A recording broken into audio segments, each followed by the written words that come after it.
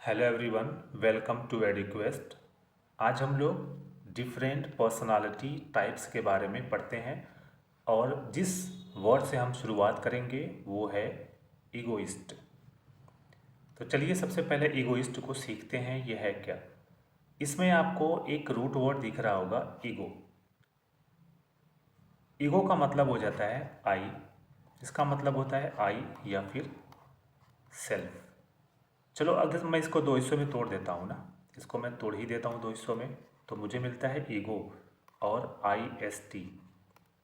Ego का मतलब होता है आई या फिर सेल्फ, ये एक लैटिन रूट वर्ड है। और एक तरफ हमें मिलता है आई एस टी, जिसका मतलब होता है one who. I S T ये नाउन सफिक्स है, ठीक है। तो ईगोइस्ट ऐसा पर्सन होता है जो सेल्फ सेंटर्ड होता है, जो केवल अपने फ़ायदे के बारे में सोचता है। जब भी ये कोई डिसीज़न बनाता है, जब भी कोई निर्णय लेता है, तो अपने फ़ायदे को सर्वोपरि रखता है, अपने इंटरेस्ट को सर्वोपरि रखता है, ठीक है। वो इंसान ईगोइस्ट कहलाता है। जैसे यहाँ पे है Rahul never help others because he only care about his success, क्योंकि वो एक ईगोइस्ट है।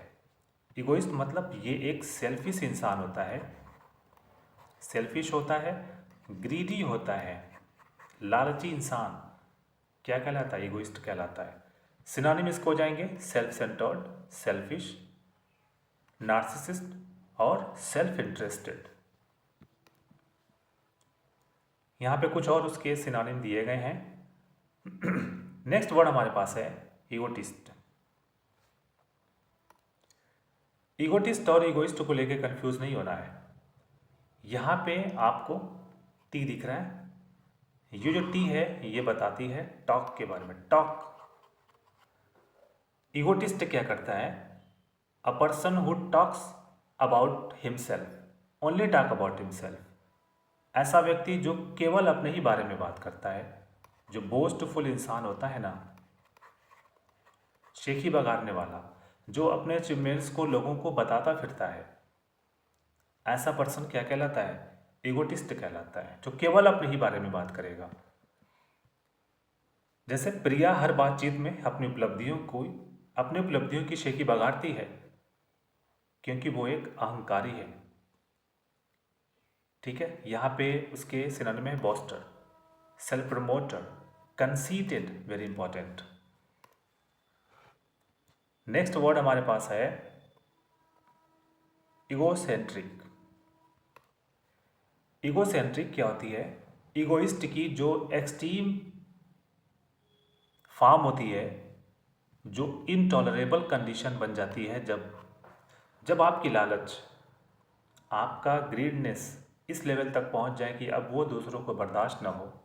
आपका सेल्फिशनेस जब दूसरों के लिए इनटॉलरेबल हो जाए, जब इनटॉलरेबल हो जाए, दूसरों के लिए आसानी हो जाए, तो वो कंडीशन हो जाती है ईगोसेंट्रिक की, ठीक है। तो एक्सट्रीम फॉर्म जो होती है ना ईगोइस्ट की, वो ईगोसेंट्रिक कहलाती है।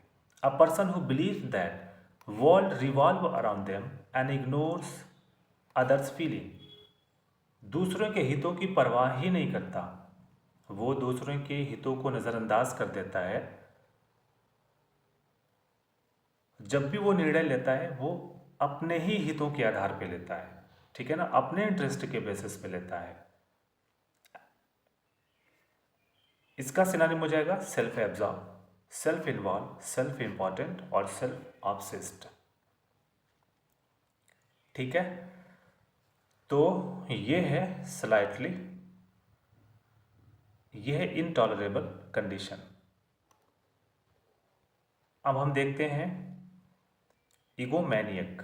ये भी ईगो से बना है, लेकिन यहाँ पे हमें ईगो के साथ साथ मैनिया भी दिख रहा है। मैनिया जिसका मतलब हो जाता है एक तरीके का जुनून, एक तरीके का पागलपन। A person with an extreme obsession with themselves and their power. जब आपकी नीड्स, आपके डिज़ायर, आपके इंटरेस्ट आपके लिए एक जुनून बन जाए, एक पागलपन, जब आपके ऊपर एक भूत सवार हो जाए, तो उसे कहते हैं ईगोमैनियक। और ये जो कंडीशन होती है ना, ईगोसेंट्रिक हमने बताया था वो क्या था, इनटॉलरेबल था। ये उससे और लेवल बढ़ गया उसका, ठीक है। ईगोइस्ट का ये एकदम समझ जाओ कि हाईएस्ट लेवल होता है, ये ईगोमैनियक होता है। ये क्या होता है, ये डेंजरस होता है, ठीक है। ये डेंजरस कंडीशन हो जाती है ईगोइस्ट की। Dictator was an egomaniac who only care about his authority and control. तो डिक्टेटर ईगोमैनियक है, उसको अगर किसी चीज़ की परवाह है तो वो है उसकी अथॉरिटी, उसकी सत्ता, उसका कंट्रोल, उसका नियंत्रण बाकी रहे, उसे और कुछ नहीं चाहिए, ठीक है। तो पावर हंग्री इंसान